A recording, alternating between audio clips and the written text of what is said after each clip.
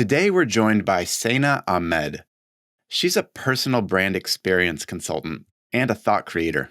If you come across Senna on LinkedIn or Twitter, you'll understand the unique edge she brings to the table. In this episode, we discuss the immense potential of becoming an online creator. And touching on the theme of this episode, we unpack how to unleash your inner monster, showing up as a person who has the guts to consciously stand out amidst a noisy world. I had so much fun talking with Senna. Keep listening to soak up some life-altering wisdom. Welcome to the Rising Digital Leaders Show. I am your host, Matthew Doan.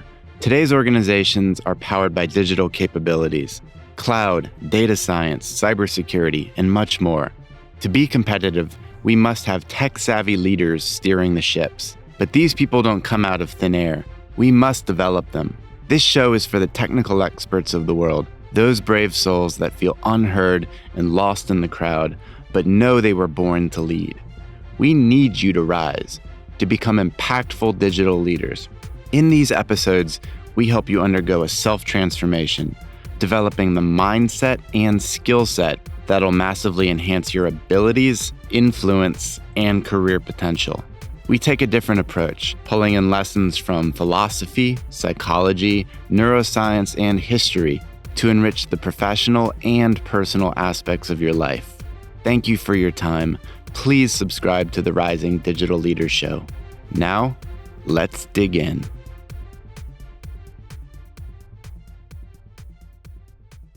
Senna, welcome to the show. Hey, Matt, it is really great to be here. Thanks so much for inviting me. I've been having a blast with you over the last year on LinkedIn, so I'm so eager to bring some of your wisdom out to a broader world. So let's have some fun conversation.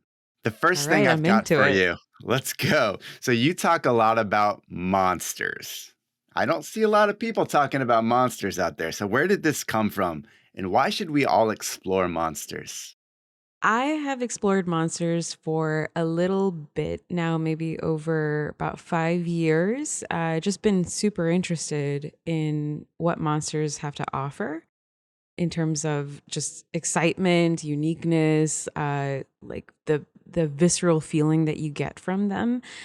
Most of where I started to lean towards it, just because I'm a marketer and I have a background in digital marketing, I've always looked at monsters as something that was interesting. They've never really ceased to make things interesting. Now, I think as people, we want things, nice, stable, and we're not really looking to rock the boat too much because we have to go to work and we have to do a bunch of different things, have to take care of the kids, pick up our groceries, go to bed at a certain time. But monsters, I think, really come into our lives in ways where if we weren't looking at monsters to give some interest to our lives, to bring some curiosity, to bring some truth to our lives, I don't think we would have that. And I think that honestly, we could use a lot more of monsters. Not all kinds of monsters. I know they're all really, really scary, or some of them are really scary, but they give a lot of interest and curiosity into our lives. And that's why I want to talk about monsters, especially from media and marketing, and how people can start to use and think about monsters in a way where it starts to click with their audiences. It starts to click with the customers that they're going for, because we all face monsters every day of our lives. And it's not just to make it, more curious or more interesting. Sometimes we really face like really ugly ones. And so I think that we can come in and provide more safety, more assurance, more trust when we talk about this monster that we're both, you and I, are facing as a team, as if you're a customer of mine, then we're facing a monster as a team. Does that make sense, Matt? Totally does. Not only is Monster Talk a scroll stopper, which it is, it's more importantly, I think, embracing the vulnerability and scaredness and just fears we have as humans, whether we are just putting our content out there as a person or as a business. The more that we can relate to people through Monster Talk, I think that's a way to cut through the noise, be vulnerable. But I also like the way you bring it, Senna, is you get to kind of unleash your monster. You get to be someone who comes out there with a full force and a braveness, a level of courage that not a lot of other people are willing to do all the time. Yeah, and here's the part where I started to lean into monsters because I get this quite a bit. Like, why do you call yourself the monster? Because it's in my handle. I did it partly because I wanted to be interesting to my own self. But then as I started to do more research and I leaned into it a little bit more in cinema and the academics that have really studied monster theory, I got excited with just how much breadth I could probably go into with this. And there's so much with monsters that are related to authenticity, right? Most of us are trying to be a little bit unique. We're trying to have a little bit of edge. We're trying to gain our audiences right now. But at the same time, like, how do you do that when you feel like maybe everything you're posting is exactly the same as everybody else's? How do you have that unique spin to things? And I think if we look at monsters and we look at the ways that there are so many different kinds, then there is an ability to actually see ourselves as something of the sort. Like, there is an edge, there is a uniqueness about you, and there's a monster in you. And if you befriend that monster, there's so much that can get unlocked in that space, so much authenticity and relatability, and people can kind of lean into you. And that's exactly what happened with me. Once people got past, like, okay, who is this girl calling herself a monster, or who is this lady, and she's just half of her face is dark right now. Once people get past that and they realize the value that you're providing and the unique way that you're doing it, there's so much value in that alone. So I that's what I want to share with people when I talk about monsters is when you face yours, when you befriend yours, um, just a ton can unlock. Yeah. Befriend the monster. That's a beautiful way of putting it. It's a very unique way to say go inside, get comfortable with, I think, then unleash that monster with confidence on the world. So, Senna, I know you've got a lot that you're bringing to the world as far as branding and niche of one, which are topics we'll get to shortly.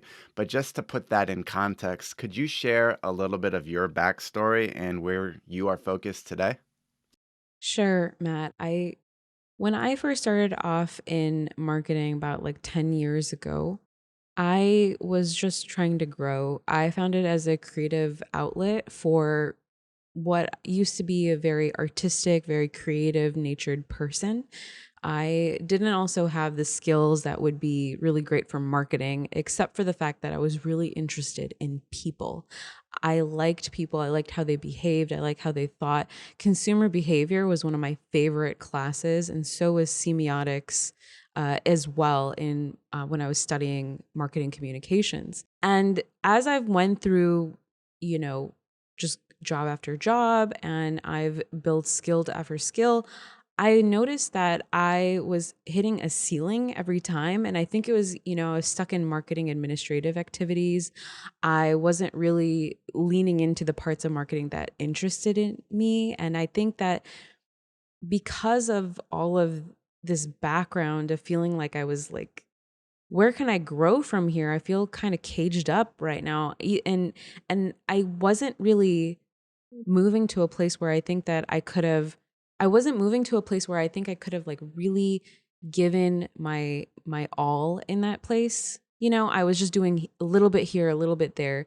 So I decided to try to go into business for myself. I became a freelancer. I started getting contracts, but the same thing would happen at contract after contract. It would be just a little bit here, just a little bit there. And I never felt like my full breadth of talent and skill set was being used. And so I wasn't very challenged, right? And so creatives, I feel like, as well as business leaders, thinkers, you need a challenge in order to progress and to feel like you're progressing of some sort. You need to achieve something next. So I also started to consult, and I slowly moved my business to a consulting model. And I was noticing that I carried those traits that I had from my freelancing contracts or my 9 to 5s. And it would feel like this constraint on me in my soul, and it was just really boring day after day. If I didn't have this new thing I was doing, if I didn't feel like I was challenged enough, then it would just feel like blah. I also didn't really like talking to the same people day in and day out. I wanted to talk to new people. I wanted to meet with others. And so you can tell like this background of creativity and people orientedness was really speaking at that time. It was like screaming. And I didn't really know that that was me. I just was like, okay, why do I feel like crap all the time? And then once I moved to a place of connecting with people online, I think this was really leaning in 2019, 2020 was a big year where I just decided, you know what, I'm going to join every creative community. I'm going to try to network with all the people that I can. And that really unlocked things for me because then I found pockets of people, right? Like it didn't have to be like I do this one thing, like I'm going to join this community that's helping you grow a community, or I'm going to join this community that's going to help you build on LinkedIn, or I'm going to join this community. And it was like I could join as many as I wanted to, and I could work on all the things that I wanted to. And I could then move all of that towards me. I directed that energy not to grow other people or to fight with other people so that they could believe my premise and hypothesis that would help them grow. I could just apply it. I could experiment on myself. And then I was like, whoa, I could just share these case studies with people. It doesn't have to be like permission based. That's the greatest part. And it's like, I don't have to ask for permission for any of this. I could try it. I could fail. I could get back up and I can saddle back on the horse and I can keep riding. And that to me was feeling a level of freedom that I've never experienced in my career before for at least the 10 years of the portion. The last couple years has been the most freeing. And I'm on this ride right now where I'm like, okay, well, how much further can I go to feel more freer than I am right now? And in what context do I believe these things in? Like what really matters to me as in terms of my personal philosophy? Like how do I want to shape this? How do I want to grow this?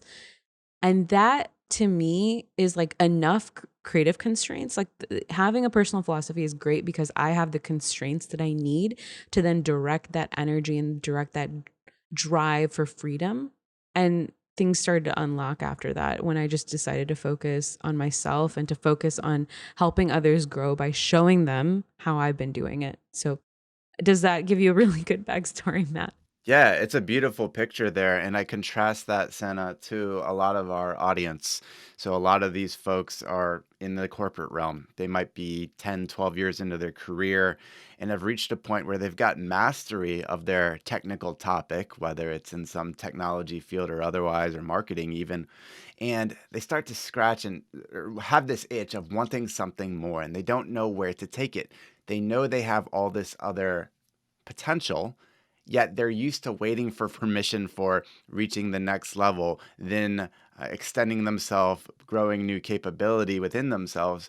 What they don't do is, I think, undergo the path that you did. Instead of going out on their own and developing a personal philosophy, they wait for the next set of tasks to be handed to them. And it's very just disconcerting. It leaves people wanting. Those are the people I work with a lot. I would love if you could expound. You mentioned personal philosophy and how this drives you in your creative pursuits and in your actual business in helping companies and individuals. Can you give us a little bit more on what the personal philosophy means to you and maybe what others need to do as far as bringing their own to life? Sure. This is one of my loves. I really, really love personal philosophy and what it's been able to do for me. So, I was talking about how I was confused on why I felt like crap, right, for a while. And it wasn't until I really looked at the pieces of my personal philosophy that actually started to unlock this decision making where I'm like, I'm going to shoot for what it is that I want. I'm going to chase my freedom because that's what matters to me. So, personal philosophy, for just anybody who doesn't really know what this is, you kind of can understand from the context of the word, but a lot of people just don't really get it. So, personal philosophy for you is your beliefs, your values, and your reasoning that you have for yourself, other people, and the world. So, this in context for you, other people, and the world is what shapes your reality. And so, you have beliefs, you have values for that. You have things that you value, and that you have reasoning on top of that that shapes your reality. And so, if you're wanting to shape a better reality for yourself, it is then the action and investment that you're cultivating a positive perception that can direct a really, light shining, valuable energy that's already within you out there into the world. And one thing I think people get messed up with philosophy is that they think it's for old people. They think it's for eccentric or book readers or really smart researchers, just people who went to university for a really long time or have a Harvard degree or something like that, right? And I think that a lot of people should know that you do philosophy all the time. It's what you're always doing. I mean, this conversation is philosophical in a lot of ways. You're asking me questions to get to the truth and to understand. And you're contemplating, and you listening right now, you're contemplating based on what I'm saying. Is this what you believe in as well? Do you find meaning in what I'm saying right now? Am I connecting with you? And that is when we use personal philosophy in a really, really fantastic way. So I think also one thing, just a really easy way to understand personal philosophy is that if you break down philosophy like into the etymology, so philos, it's all derived from Greek. So philos means love, and Sophia means wisdom. So if you put that together, it's the love of wisdom. But then if you add personal philosophy to it, it's just really the love of knowing who you are. And so if you can really cultivate that core part of you, this love towards who you are, it starts to flourish in a lot of different ways, and not just for personal branding, which is what I usually direct personal philosophy towards, but you can use this in your life and leadership with your family and your loved ones, with your spouse, with your kids. It's you teaching them what you think, what you believe in, what you value, and you instill that in other people. You encourage other people through what it is that you share, and you sign people on, you enroll people into what it is that you believe in, the right people. The wrong people will lay at the wayside, they'll complain, they'll be trolls. But when you have a really strong core of who you are, you don't have to worry about all those other things. Decision making becomes that much more simpler and easier because you don't have to spend a lot of time thinking, oh, what do I need to strategically do on how to do this? It's just like, what do I want and what do I believe in? And therefore, what's the quickest way to get there? What's the best way to get there? And that's what a personal philosophy can do. And I've been teaching it. I've been thinking about it for the last 10 years without really knowing. I've been defining it for the last 5 years, and I've been sharing it with clients for the last 2 years. And now recently I have been on the road for creating a course on it, because I've been finding that so many people really resonate with needing to figure out what is their own personal philosophy, and when they can figure it out, what does that unlock for them. And so I've been teaching people in a little test group with some fans of mine, and I really appreciate their time in thinking about it and looking over things, because they're exploring the concepts, and once they do, and once I can figure out the kinks, I can then share it with more people, and I'm really excited about doing that. Personal philosophy. It's something that I think almost everyone would say, yeah, I want that. But for the reasons you just laid out there, Senna, it's a really beautiful thing where you said the love of knowing who you are.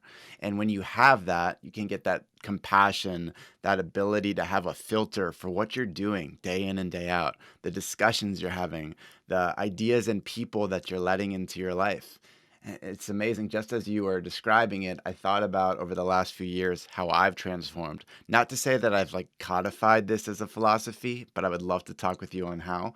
But I feel as though my conversations with my family, with people I've met online, with coworkers have all centered on the same philosophical principles. I have this very freedom focused mindset, the ability to understand your strengths, your own unique interests, and let that pull you forward towards the horizon. So I really gravitate towards what you're saying here, and I can see the value of people developing their own personal philosophies and letting that be that permissionless guide for what they're doing with their personal lives and their career. Absolutely. So, one of the things that I've seen some really amazing people, and they have large followings, or they have very strong families, or they have leadership positions, right? They hold really strong leadership positions in their communities.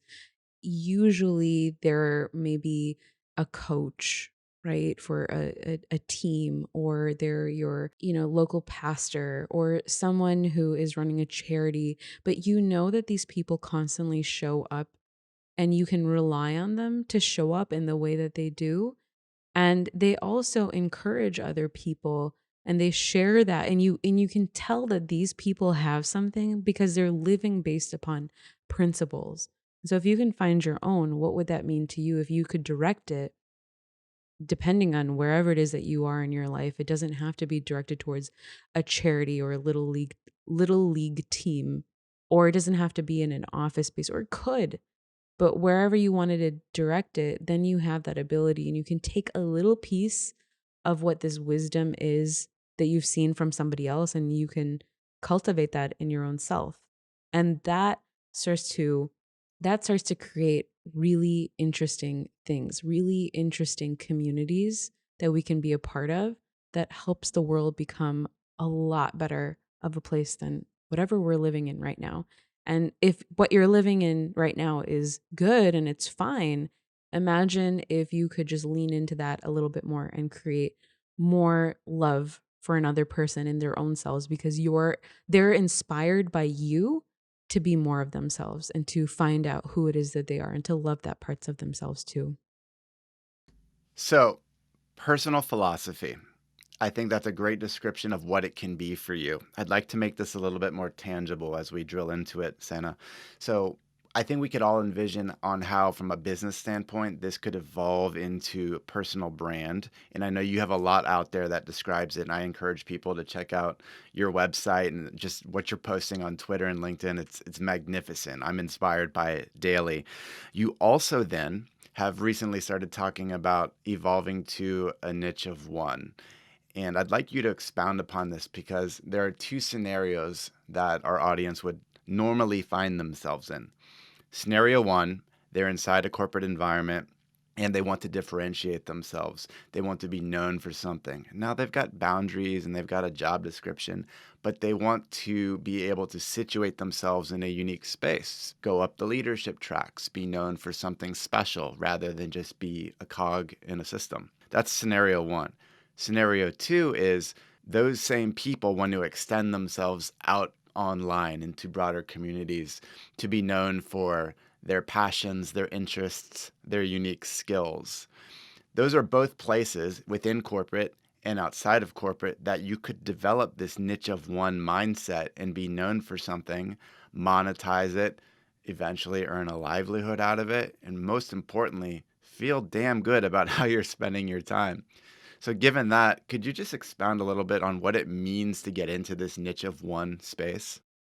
Sure. This is one of my favorite concepts, and it is part of the modules in the course I'm creating. But I also created a very long, in depth article that can help people who are struggling with finding their niche. So, most people, when they think about niche, they have a really hard time saying, I can pick one thing, or I can't put myself in a box, or I don't even know how to niche myself. And I think when we have these issues, right, like it means specificity is important. Specificity is important because we need to understand who you are, what it is that you do, what is the value that you provide. And if you do one thing, then it's easier for me to understand, always come back to you and say, oh, Matt does this one thing, or you do this one thing. Great. And that's it. And it's fantastic for business because that actually helps you really segment and cut down on who is right for this service or who's not right for this service or who's right for this product versus not. And when we look at ourselves, when you look at our personal selves, it's really hard to put people in a box, right? Like you can't really put them in any type of category because that's what people do. They don't fit categories. They do for a portion of or a period of time, but then they stop and they want to move on to something else because that's the dynamic nature of humans. And so if we're trying to brand ourselves, and most companies right now are looking at how to brand themselves more like humans are, the future of brands is human, right? So, what are humans doing to brand themselves? Are we trying to say that one thing is only good for us and you only want us to be known for this one thing? I think that's really unhealthy. And I think it's not really a good focus on how to present yourself to other people. Sure, if you are selling something, if you are an entrepreneur in this one thing for a period of time, by all means, that's great. And you want to be an expert in this thing, go on and do that. But for a majority of creatives, for a majority of people who are feeling like they're lacking a little bit of uniqueness in their lives, a niche of one is kind of one of those things that helps you start to look at, okay, what are the things that I'm interested in? What are the things that I'm curious about? What are the things that I'm talented at? And what are the things I can speak on? How can I combine these things in a way where I can also add my personality and my personal philosophy to this and start to actually build something that is totally my own, that I don't have to compete with anybody else with, that I can collaborate, that I can share what's actually genuine to me? What can I do? How can I combine this to make this my own thing so I can bring the market towards myself? Another way to kind of really look at this is when we establish a niche, usually we are starting to compete with other people, in that niche. And if you are a creator, you don't want to compete with anybody. If you are online and you're trying to post things, or if you are trying to collaborate with team members in your organization, you're not looking to compete with anybody. You're looking to collaborate with other people. You're just looking to find like-minded people. And so competing and finding a niche is not always the best idea, this one specific way of doing things. So you think about who you are as a person, you really think about what it is that you could provide in terms of value, and you try to connect these different pieces together by finding the intersections between some of these interests and some of these talents that you have. And I shared frameworks in this article for people. And in my course, there's a lot more concreteness to it so that you can start to say, oh, well, I'm interested in comedy and fitness and crystals, or, like it could, it could be a bunch of different things. I'm just saying different interests for people, but you can connect these things and you can find the bridge to them, because that's what creative people do. You find and connect two unseemingly separate concepts or entities, and you bring them together. You find a way to connect them, and that connection, if you can figure out how to do that, and people find value in that, there is a lot of value, new value that could be created in that. And that could be something that you position yourself as and can capitalize on if you really go through the journey. It's hard work, but I think it's totally worth it if you're if you see yourself as an individual. hmm This is huge. Most people in their default paths in whatever career they choose, whether it's marketing or tech, finance, they feel that pressure to choose a box. And that box is like an elevator that moves them up the levels as they go. But once they've chosen that box, they're kind of committed to stay within the confines of it. But we all know, as you've said, is that we evolve as humans and we have other interests. Our interests even wane in the things that we previously chose. We might not like finance anymore. Now we like psychology. And how do we account for that? I like that you're saying we don't have to choose a box, but we have an evolving set of interests that we need to continually account for, surface, and convey to the world. And as you're continually packaging that set of interests and skills, that creates a niche of one, right? It makes me think about what Naval Ravikant often says is you escape competition through authenticity, right? You realize that no one can compete with you being you. And once you embrace that as your guiding light, an element of your personal philosophy, that's liberating. And of course, you have to find ways to apply that, say within a job or in an entrepreneurial sense. But it's liberating knowing that you can be you and be rewarded for it. Absolutely. And I think that we see so many people doing that right now. I mean, Naval is just one. I don't know if he's the greatest example because he's just so far beyond what many people are at right now. But if you are looking to do that, you can see and take note from a ton of different creators who are leaning into creating their own niche of one. I think Jack Butcher seems a little bit out of reach for most people, but he's been so inspirational to so many by just him creating his visualized value tweets on Twitter. And then he created his courses based off of those. And he's kind of leaning into his next edge constantly in Web3. Same thing with Justin Welsh. I believe David Perel is another one who talks about specific knowledge that Naval Ravikant actually talks about. And that's one of the frameworks that I share in the article of what you can do. One of the really great things about a niche of one is that once you start to capitalize on your own authenticity and your own talents and interests, and you bring that to the table, like you said, there's not much to worry about after that, but you can take the time because it does take time to build. It's just a matter of knowing, okay, a niche of one is I know this is what I want to go for and I know this is something I want to define. So then every step that you start to take, every experiment, every post online, every action or whatever it is that you're at in your business or in your organization, it all starts to filter towards this one goal of being known for your own thing. And I think that is a really cool journey to be on. Yeah, it's empowering. And you can see people, as you've mentioned here, that are living that very well. They're feeling very fulfilled. And of course, they have their stumbling blocks, but they're just creating from their soul and they're building a livelihood from it. And we'll certainly link to that blog post. The Niche of One is one of the best things I've read this entire year. So thank you for creating it. I want to get it in the hands of other people. Would you Yeah. mind, Senna, if we flip to a little bit of rapid fire questions? I'm all for it. Let's go. Let's go. All right. What's the best piece of advice you've ever received? The best piece of advice I've ever received is probably to follow your own heart. And it wasn't even from a business person. And you're living this. It's very clear. Yeah, I have to living and following your heart is probably the best advice I've ever gotten. I don't think that there's any way there's nothing lead with your heart. If you're a leader, if you're a creator, if you're a thinker, leading with your heart will help you out so much. Just so much. Truth. What about the worst piece of advice you've ever received? Probably to focus on your audience.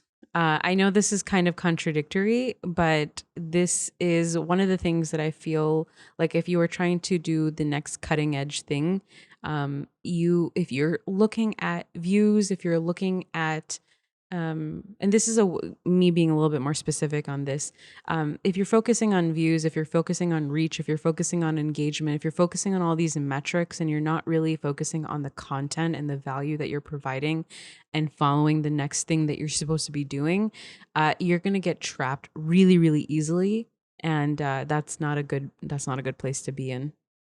Ooh, I see that all the time. People have chosen that path, and I think a lot of their content is just on message. And I'm like, do you really feel so passionate that you write about it every single day? I feel like there's a disconnect between that person's energy and belief system and what they're putting to the world.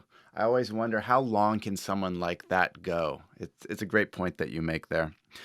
Yeah. Third question I have for you. What does wealth mean to you? Success. And I think that is defined by what you believe is success.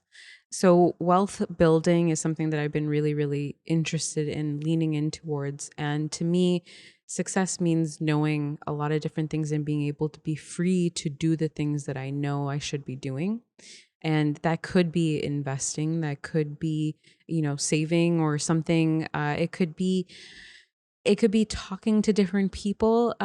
Building wealth in your network is such an important thing to do. So knowing how to network with the right people is investing in your own wealth. So I believe that it's highly dependent upon you specifically and how you define success. But to me, wealth definitely equals success. Mhm. And what's a tool, software, or product that you simply cannot live without? This is a hard one for me. You're really placing me in a tough position here. Uh, I'm gonna probably say Miro. I'm gonna say it because it has been one of the most Miro is by far like one of the most easiest apps to use. You can lay everything out. I think it's a perfect tool for creatives. It's really, really hard to beat. Yeah, it can really let your mind just flow and get everything out there visually to see what's going on in that noggin of yours, right? Yeah. I wanted to actually say Obsidian, which was kind of like my like it's the love of everything that I do, but Miro really helps me out creatively. Yeah. Last one for you. If you could invent one law that everyone had to follow, what would it be? Oh man, this is a tough one. I believe that yeah, if I think if it had to be a law, it would be like love yourself. That probably is the biggest one because there's so many people who don't and they do it in really odd ways. So I would love a good definition of what it means to love yourself. And then I would like to be like, okay, everybody, you got to go do it now or you're going to be fined. I think that would be probably one of the better laws. I don't know. I sound like a tyrant right now saying it, but I think that that could definitely help the world out a whole lot. You're blowing my mind. Literally, that was the topic going through my head this morning as I was getting ready for the day. Like, what does it mean to love yourself? And obviously, everyone has to have their own very personal definition of what that looks like. But if you could love yourself, just imagine how much more capable you'd be, valuable to others, and then everyone expands because of it. That's awesome. So, wrapping up, Santa, just a few things. I like to ask, given this is the Rising Digital Leaders Show, how do you rise each day? I rise with social media, to be honest. I hate to say this, but I would love to wake up a little bit earlier, but my end time is late. I get a lot of creative time done in the late hours of the night. Probably my sleep time is 1, sometimes 2 a.m. sometimes. And I get up with social media. I get up with people talking. I get up with people having conversations, and that's exciting to me. I think that there's a ton of people and I appreciate their input in how you should wake up calm and in a state of mind where it's not addicted to your phone. And I believe that I have to constantly look at, am I addicted to my phone right now? Am I not? But I really appreciate the conversations that people are bringing straight in the morning. They're bringing life, they're bringing force. They have conversations and polarizing things to talk about. So I wake up nowadays with social media. And what's the point of having a morning ritual, whether it's journaling, meditation, if not to bring you energy and hope for the day? And if you're getting it through great conversations, more power to you. So, this is a really great thing, and I believe that there should be something really specific in what it is that you do. So I have a certain ritual where I love my skincare routine, and I love the things that I'm doing in the morning, which is just taking care of myself, and also really at peace with who I am. That is a big thing. So I like to wake up, think about my dreams for a little bit, and I also like to just be still and be in gratitude and then start my day with social media. Fantastic. So you've mentioned a lot about your online presence. Where can people connect with you more online? They can connect with me. If you're listening right now, you can probably connect with me on Twitter. You can connect with me on LinkedIn. I'm also on Instagram too. Don't always post that often over there, but I love the DM messaging, the direct messages tool there. It's super fantastic. You can also email me. Check me out on my website. I am evolving to a couple of different places. That's the goal, is to just see where I could evolve and where I can kind of create next. and where I can meet new people next. So those are the few places that you can come connect with me at. Great. And we'll put it in the show notes for sure. Sana, any closing message you'd like to leave with the audience today? I had such a great time talking with you, Matt. This has been so great. And if you are looking to, create your own personal philosophy, or you're looking to see what this could mean to you and what yours might mean for you, I would love to hear your story. I would love to connect with you. And I think that you have so much value to bring in this world if you can figure out what that is. If you can find it, if you can sharpen it, if you can actually use it with your own strategy, the world will be a much better place. So can't wait for you to grow. Can't wait to see you grow. Thanks for dropping all this wisdom with us here today, Sana. It was a wonderful conversation. Looking forward to both rising together as we go here. It's really great to be here. Thanks so much, Matt. All right, take care. We'll chat soon. This is your host, Matthew Doan. Thank you for listening to the Rising Digital Leaders Show. Again, my mission is to help you elevate your career as a digital leader and live a thriving life. I hope this episode sparks new thinking and helps you take meaningful action in your world. If you enjoyed the experience, I'd be so grateful if you subscribed and left a 5-star review. That's it for now. Until next time, my friends, stay virtuous.